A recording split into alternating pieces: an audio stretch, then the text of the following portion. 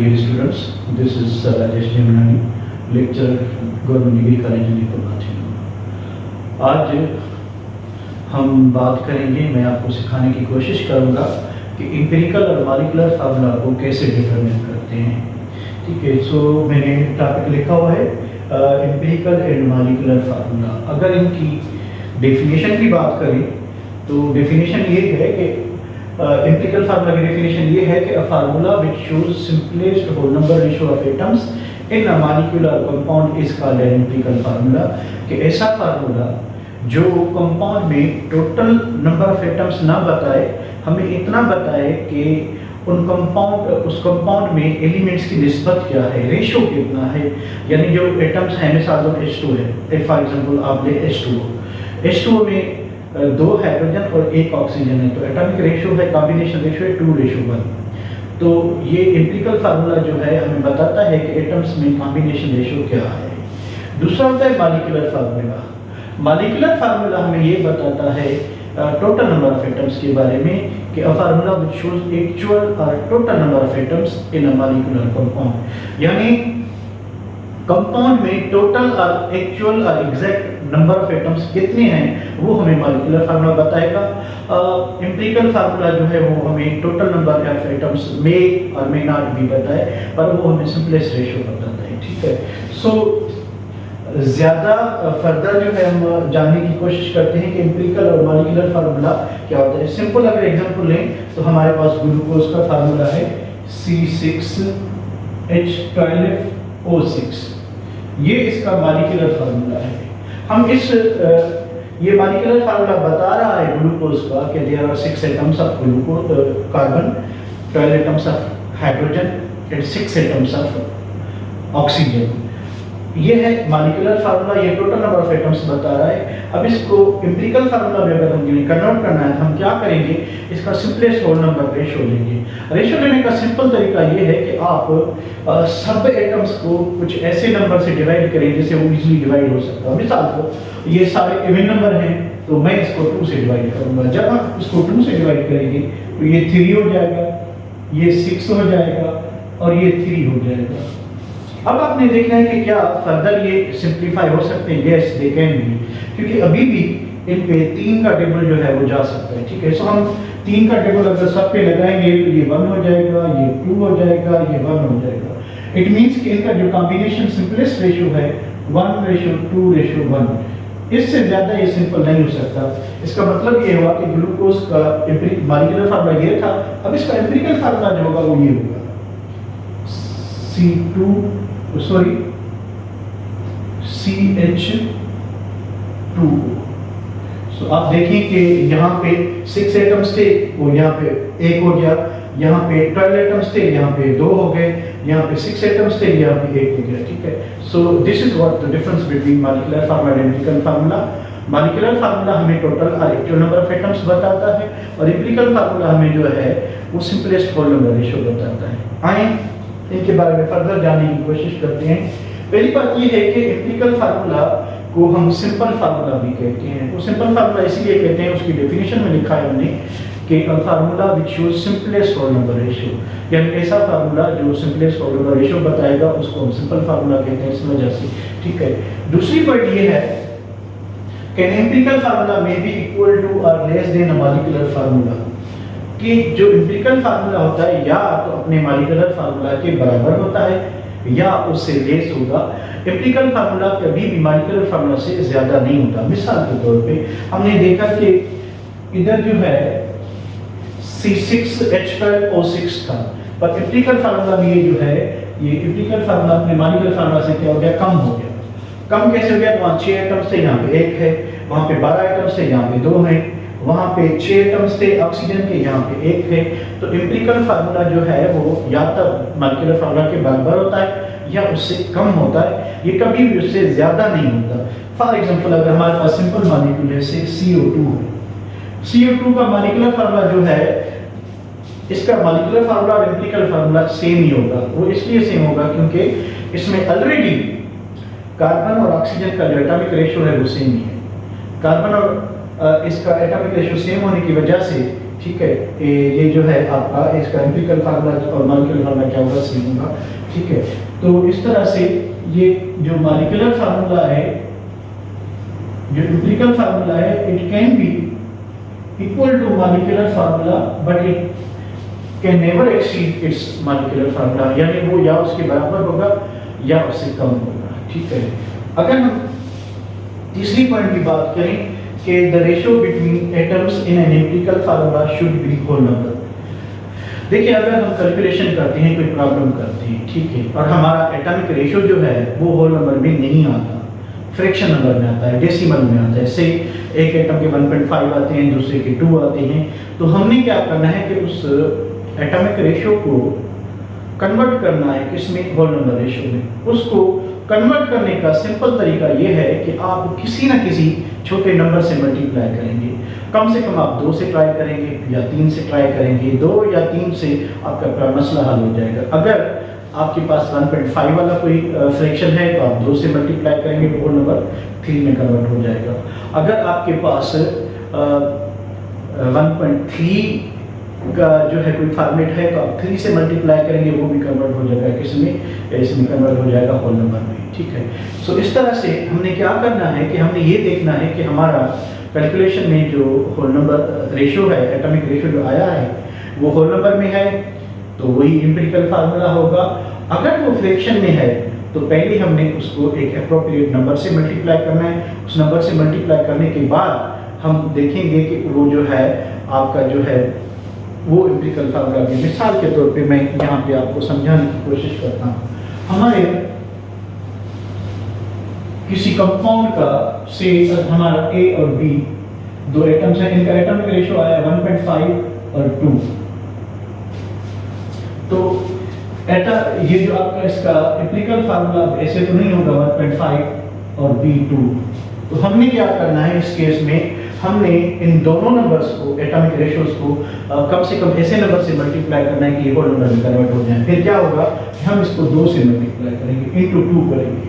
जैसे ही हम इंटू 2 करेंगे तो A 3 हो जाएगा और B क्या हो जाएगा, 4 हो जाएगा। सो इस तरह से जब भी आपके पास जो एटॉमिक रेशियो है वो फ्रैक्शन में आए, तो फ्रैक्शन में आए तो आपने क्या करना है, आपने ये करना है कि आपने उसको किसी न किसी छोटे नंबर से, आप 2 से स्टार्ट करेंगे, 2 से काम नहीं बनता तो 3 से मल्टीप्लाई करेंगे। इससे ज़्यादा मेरे ख्याल में कोई हमारे बुक में ऐसे एग्जाम्पल नहीं है कि जिनमें किसी और नंबर से मल्टीप्लाई करना पड़े, ठीक है।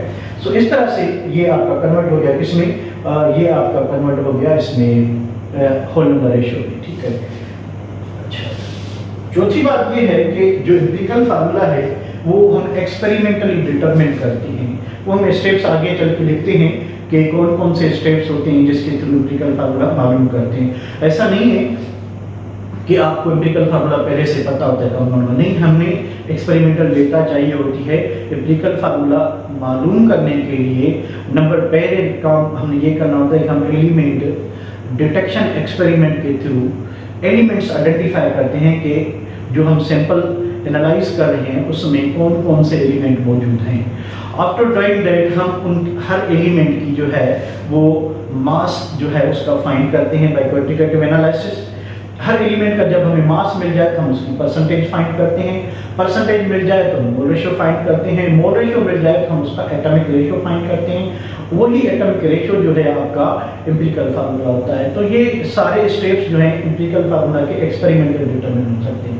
हाँ, आप थ्योरेटिकली जो है एम्पिरिकल फार्मूला बता सकते हो अगर आपको ऑलरेडी मॉलिक्यूलर फार्मूला का कंपाउंड का पता है। जैसे ग्लूकोज का था C6H12O6, हमें मॉलिक्यूलर फार्मूला का पता है, हम उस मॉलिक्यूलर फार्मूले को ही सिंप्लीफाई करेंगे एम्पिरिकल फार्मूला मालूम करने के लिए, ठीक है। सो इसी तरह से एम्पिरिकल फार्मूला जो है वो एक्सपेरिमेंटली डिटरमिन होता है। हम कंपाउंड को किसी भी गिलासवेयर में रख के या किसी भी बोतल में उसे रख के, बॉटल में रख के जो है हम नहीं बता सकते कि उसका एम्पिरिकल फार्मूला क्या होगा। We need some sequence of experiments जो हमें बताएंगे फाइनली कि एम्पिरिकल फार्मूला कंपाउंड क्या है।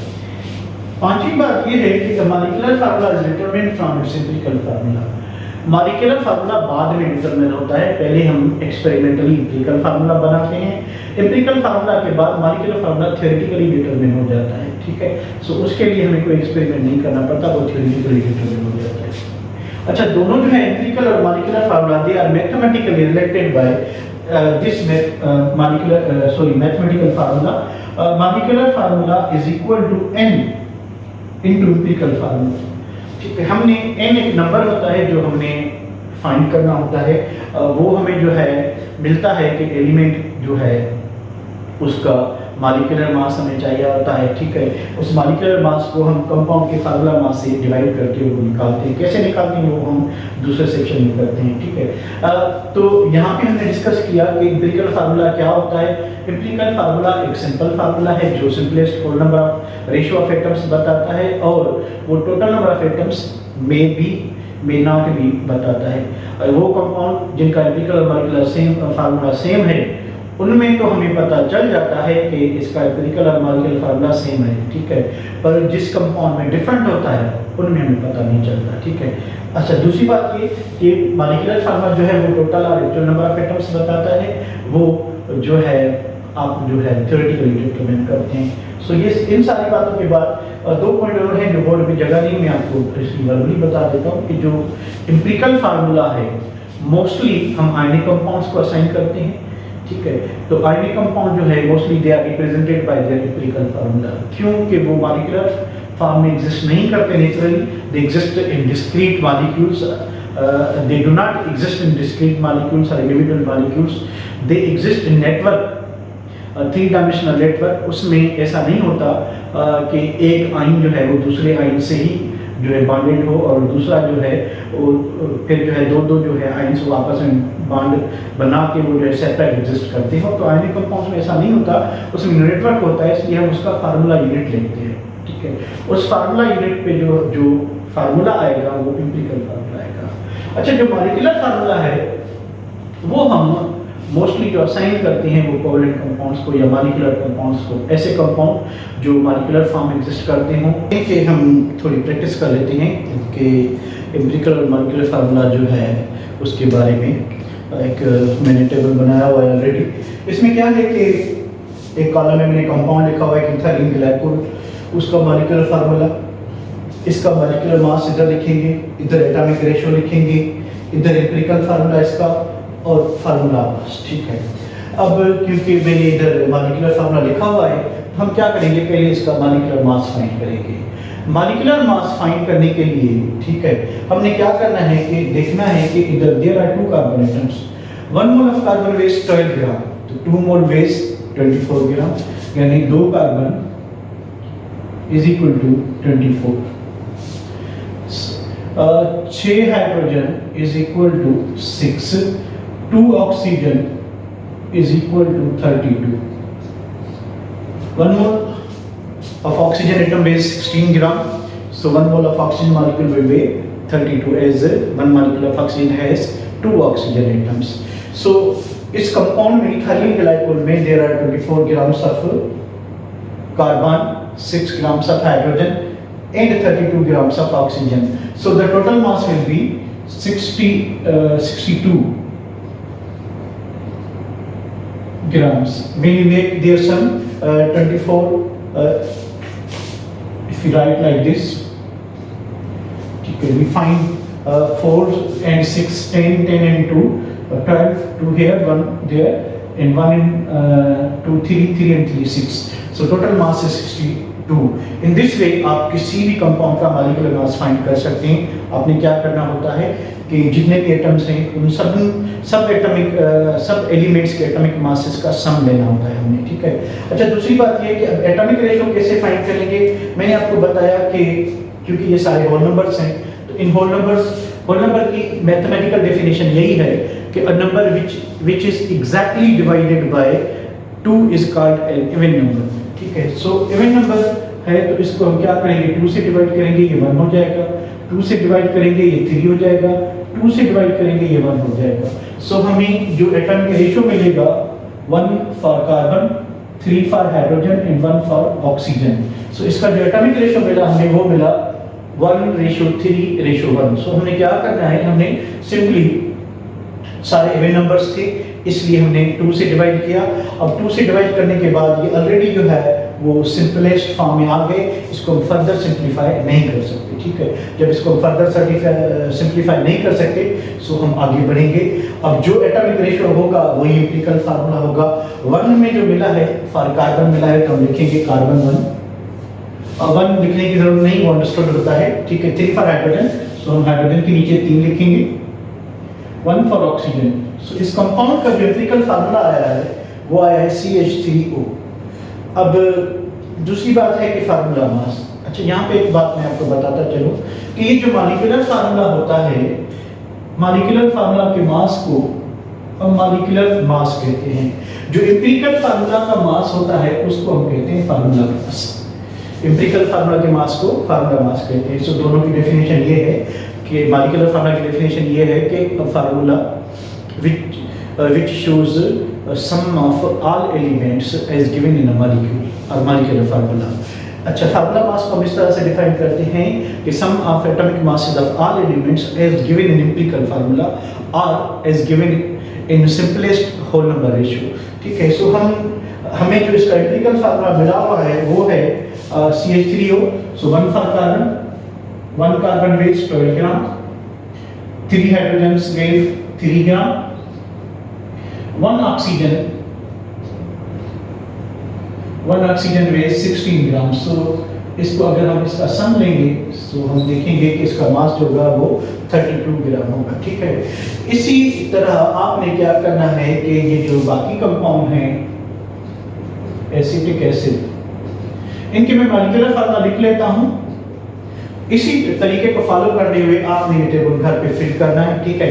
और फिल करके जो है मुझे मेरे YouTube चैनल पे कमेंट कीजिएगा, ठीक है। देखते हैं कि किसने सही किया है और इनके आंसर क्या क्या होने चाहिए, ठीक है। वो कमेंट में मैं आपको इसके आंसर जो है वो रिप्लाई कर दूंगा, ठीक है।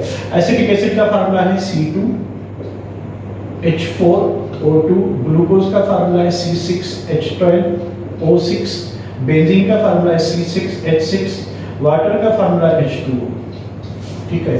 तो इस तरह से आप जो है इनके ये टेबल आप कंप्लीट करेंगे घर पे। टेबल कंप्लीट करने के बाद हम जो है वो आप कमेंट करेंगे मुझे, ठीक है। यूट्यूब चैनल पे इजी केम, मेरे यूट्यूब चैनल का नाम है easy chem by sir Rajesh Jeblani, ठीक है। जैसे ही आप टाइप करेंगे सर्च में तो चैनल आ जाएगा, आप उधर कमेंट कीजिएगा, मैं आपको आंसर दूंगा, ठीक है। अच्छा, दूसरी बात ये कि इसके बाद हमने क्या करना है कि हमने मैथमेटिकली कुछ प्रॉब्लम्स करने हैं कि एम्पिरिकल फार्मूला को डिटरमिन कैसे किया जाए, कैसे फाइंड किया जाए। अगर हमें कोई प्रॉब्लम मिला हुआ है तो हम उसका एम्पिरिकल फार्मूला कैसे मॉलिक्यूलर फार्मूला से रिलेटेड मैंने ऑलरेडी प्रॉब्लम लिखा हुआ है। प्रॉब्लम ये है कि compound contains 0.6 grams of carbon, 0.1 gram of hydrogen, 0.8 grams of oxygen, its molecular formula is 60, find its empirical and molecular formula.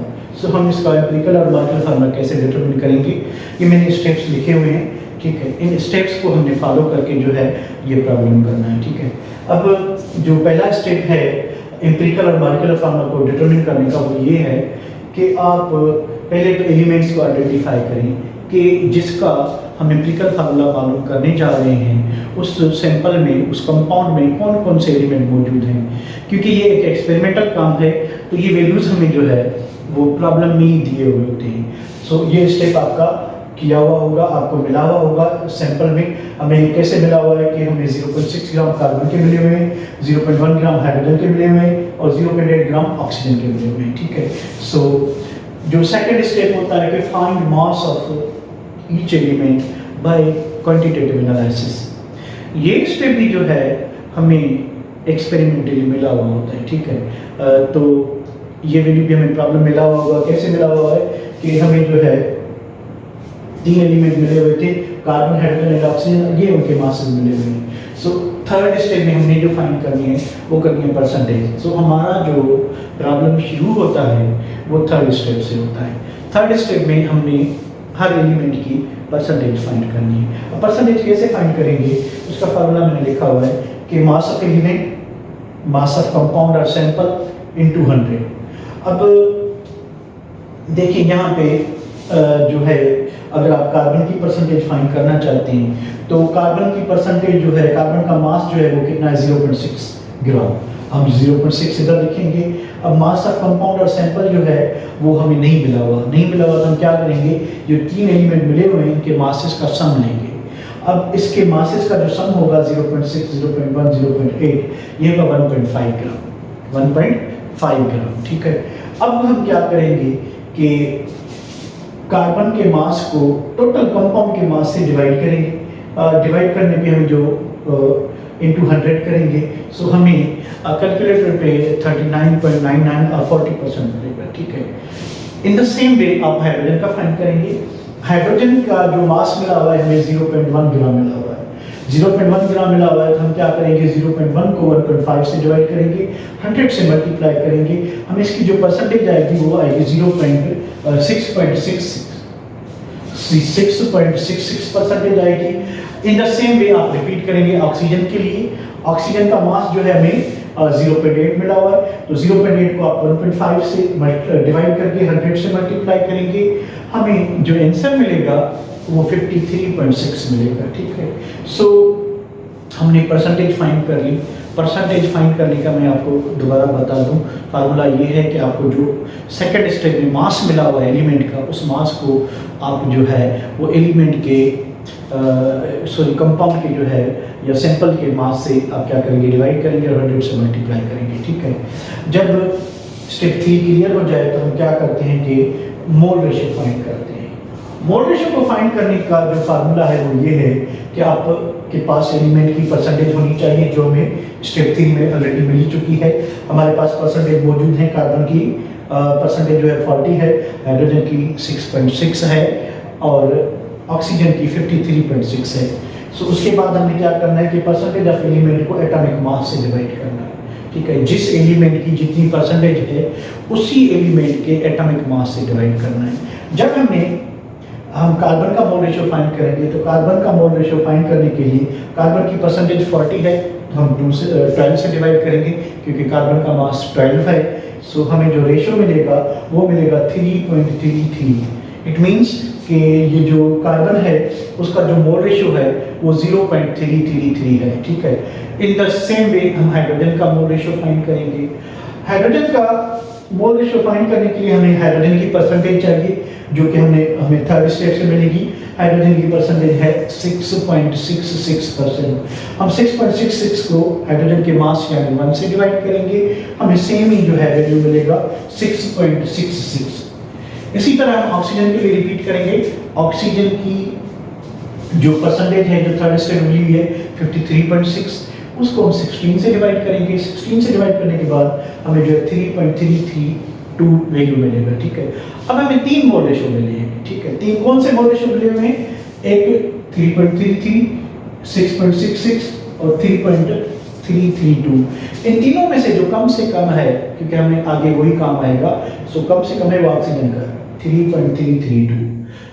अब हमें जो है वो मोल रेशियो भी मिल गए। मोल रेशियो के बाद हमें क्या करना है कि एटॉमिक रेशियो फाइंड करना है। एटॉमिक रेशियो फाइंड करने के लिए हमें मोल रेशियो की जरूरत पड़ती है। हर एलिमेंट का मोल रेशियो हमने फाइंड किया हुआ है। कार्बन का 3.33, हाइड्रोजन का 6.66 एंड ऑक्सीजन का 3.332।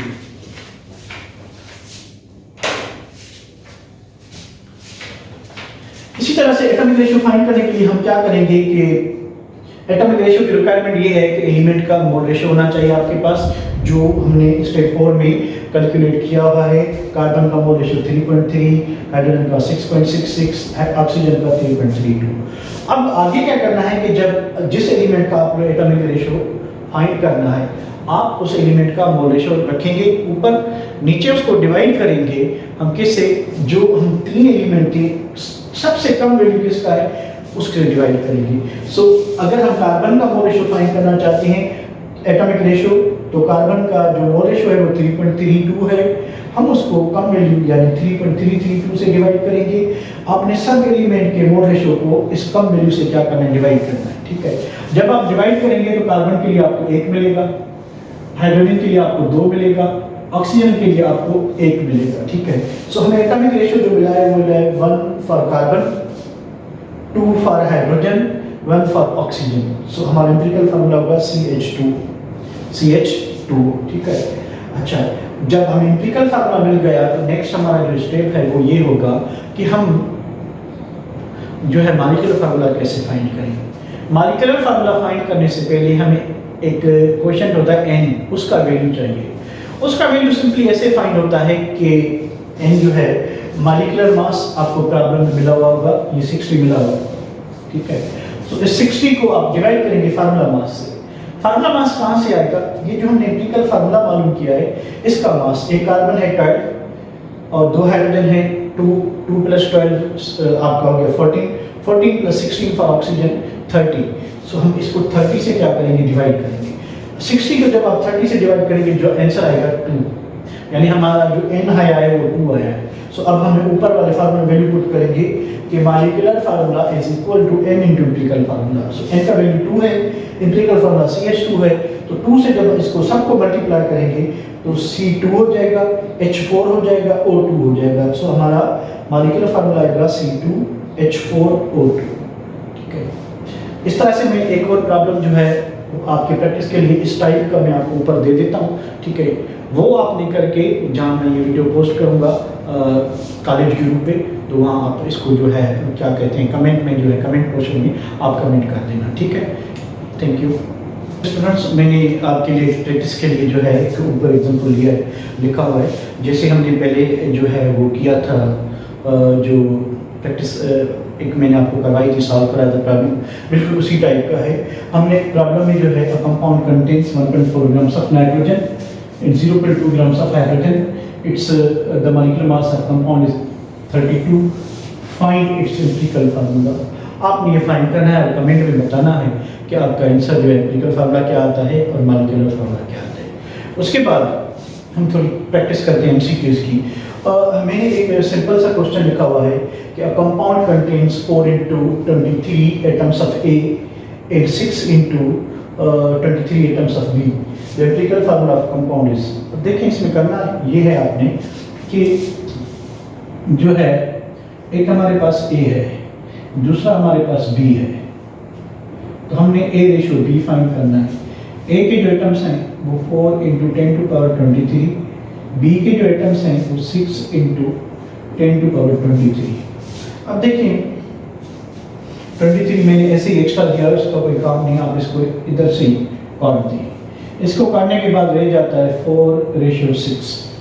अब दोनों इवन नंबर हैं, तो आप इसको क्या करेंगे कि आप इसको 2 से डिवाइड करेंगे। जब आप इसको 2 से डिवाइड करेंगे तो ये 2 हो जाएगा और ये जो है 3 हो जाएगा। और 3 क्योंकि एक कंपाउंड नंबर है तो ये फर्दर सिंप्लीफाई नहीं होगा, तो हमारा जो एटॉमिक रेशियो आएगा 2:3। सो 2 for A and 3 for B। सो इसका जो करेक्ट आंसर होगा A2B3। This is the correct answer. चलें हम एक और प्रॉब्लम करते हैं। हम उनके लिए जो है वो देखते हैं एग्जाम्पल की तरफ। और दूसरा उसी टाइप का एग्जाम्पल है, थोड़ी सी इसमें चेंज है, वो मैं आपको बताता हूँ कि a compound contains 1.6 atoms of X and 2 into 10 to power 6 atoms of, इधर A कर लेते हैं क्योंकि मैंने नीचे A लिखा हुआ है, ठीक है। सो B, what is integral formula of this compound? देखिए उसी तरीके से करेंगे जैसे हमने पहले किया, ठीक है। हमारे पास A रेशियो भी है, ठीक है। A के जो एटम्स हैं वो 1.5 into 10 to power 6, 10 to power 6, ये दोनों कैंसिल हो गए। अब जो बच गया वो बचा 1.5 रेशियो 2। देखिए इंटीग्रल फार्मूला के लिए ये रिक्वायरमेंट है कि जो आपका सिंपलेस्ट रेशियो आना चाहिए वो होल नंबर में आना चाहिए, ठीक है। वो जो है आपका जो रेशियो है वो होल नंबर में आना चाहिए, फ्रैक्शन में नहीं आना चाहिए। हमारा रेशियो जो है वो फ्रैक्शन में आया है, तो हम पहले क्या करेंगे, इन दोनों नंबर्स को किसी ऐसे नंबर से मल्टीप्लाई करेंगे कि ये होल नंबर में कन्वर्ट हो जाए। सिंपली हम क्या करेंगे कि इसको भी 2 से मल्टीप्लाई करेंगे, इसको भी 2 से मल्टीप्लाई करेंगे, तो ये 3 हो जाएगा और ये 4 हो जाएगा, ठीक है। सो इसी तरह से जब भी आपका एटॉमिक रेशियो जो है वो फ्रैक्शन में आए, तो फ्रैक्शन में आने के बाद आपने किसी ऐसे एप्रोप्रिएट नंबर से मल्टीप्लाई करना है जिससे क्या हो कि उसका एटॉमिक रेशियो जो है वो फ्रैक्शन से होल नंबर में कन्वर्ट हो जाए, ठीक है। सो हमारा जो आंसर आना चाहिए वो आना चाहिए A3B4। So C is the right answer. इस तरह से हम ये इस प्रॉब्लम्स को जो है वो डील कर सकते हैं। हाइड्रोजन, ठीक है, यानी कंपाउंड है जो हाइड्रोकार्बन है, कार्बन और हाइड्रोजन का बना हुआ है, उसमें हाइड्रोजन का जो मोल रेशियो है वो 20 है। और क्वेश्चन ये है कि what is the percentage of carbon, तो कार्बन की परसेंटेज कितनी है। देखें, क्वेश्चन इज सिंपल। हम क्या करेंगे कि हमें पता है कि जो मोल रेशियो है वो इक्वल टू होता है परसेंटेज अपॉन एटॉमिक मास, ठीक है। सो अगर हमें परसेंटेज चाहिए तो परसेंटेज इज इक्वल टू होगा कि एटॉमिक रेशियो यहाँ पे डिवाइड करा है, एटॉमिक मास मोल रेशियो से मल्टीप्लाई करेगा, तो ये होगा mole ratio into atomic mass. अब परसेंटेज ऑफ हाइड्रोजन, क्योंकि हम हाइड्रोजन का मोल रेशियो मिला हुआ है, उसकी परसेंटेज पहले फाइंड करेंगे उससे, ठीक है। सो मोल रेशियो जो है वो कितना है, 20 है, एटॉमिक मास 1 है, सो इसकी जो परसेंटेज आएगी वो क्या आएगी, 20 आएगी। अब देखिए हमारे पास हाइड्रोकार्बन है, हाइड्रोकार्बन यानी ऐसा कंपाउंड जो कार्बन हाइड्रोजन का बना हुआ है। सो टोटल जो है वो 2 ही एलिमेंट है, एक कार्बन है दूसरा हाइड्रोजन है, ठीक है। अभी हमें हाइड्रोजन की परसेंटेज जो है अगर 20 है आउट ऑफ 100, तो हम क्या करेंगे, so percentage of carbon will be 100 minus percentage of hydrogen. So 100 से जब हम हाइड्रोजन की परसेंटेज माइनस करेंगे 20, तो ये आएगा क्या, 80। यानी इस कंपाउंड में जो कार्बन की परसेंटेज होगी वो क्या होगी, 80%, 20%, 40%, 80%। सो इस तरह से आप जो है इन प्रॉब्लम्स को सिंपली डील कर सकते हैं अगर आपको कोई डायरेक्ट